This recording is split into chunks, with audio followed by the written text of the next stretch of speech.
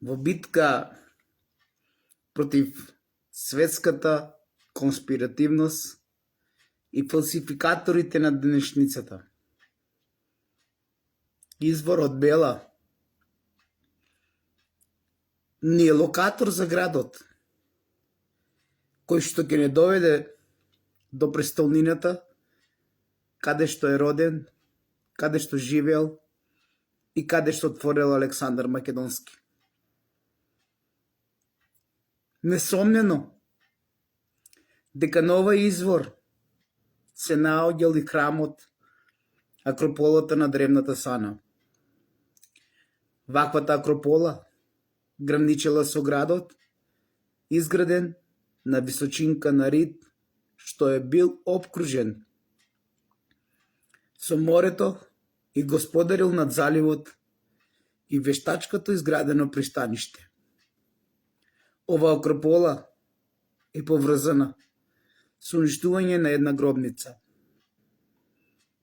каде се наоѓал полуразрнат саркофаг, кој за времето на првата крстоносна војна, камењата на гробницата биле направени од гранитен камен и биле долги и дебели без цемент, над кој имало покрив. До ден денес никој од археолозите во целиот свет нема потврдено кој бил погребан на тоа место. Пред крстоносните војни најдовме материјал за жена која во оваа акропола кадила темјан за душата на Спасителот, поврзана со верата, надежта и љубовта. Запаленото кандило и темјенот жената го користела за бесмртност на душата на оној кој што бил погребен овде во ова гробница.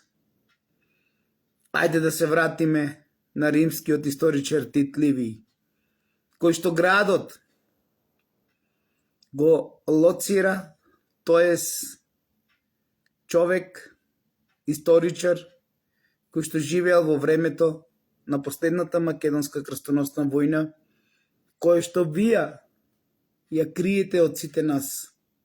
Последната македонска крстоносна војна е со римјаните. Римска војна која што завршува со уништувањето на Бела. И овој римски историчар е историчар на Август Октавијан, оној кој што е убиецот на Македонија, оној кој што е запечатил и преместил на друго место ова престолнина која што ќе ја најдеме или сме ја најделе, која што исто така е во близина на изворот наречен Бела, по кој што исто таа се викала престолнината Бела. Овој римски историчар Тит Ливиј градот го лоцирал или објавил дека се наоѓа на местото од изворот Бела, за кој што претходно кажав и бил лоциран југоисточно од изворот Бела. И потоа од градот на оддалеченост во правец на исток 4 до 6 километри ќе ја најдете престолнината која што Филип Македонецот во областа Ематеја, област во Паунија, што Филип II го избрал ова место за престолнината. Едно да знаеме и едно да судействуваме. Паунија е различна од Јасонија. Во времето кога е преместена и кога е правена престолнината од македонскиот цар Филип Македонецот, имаме една вистина.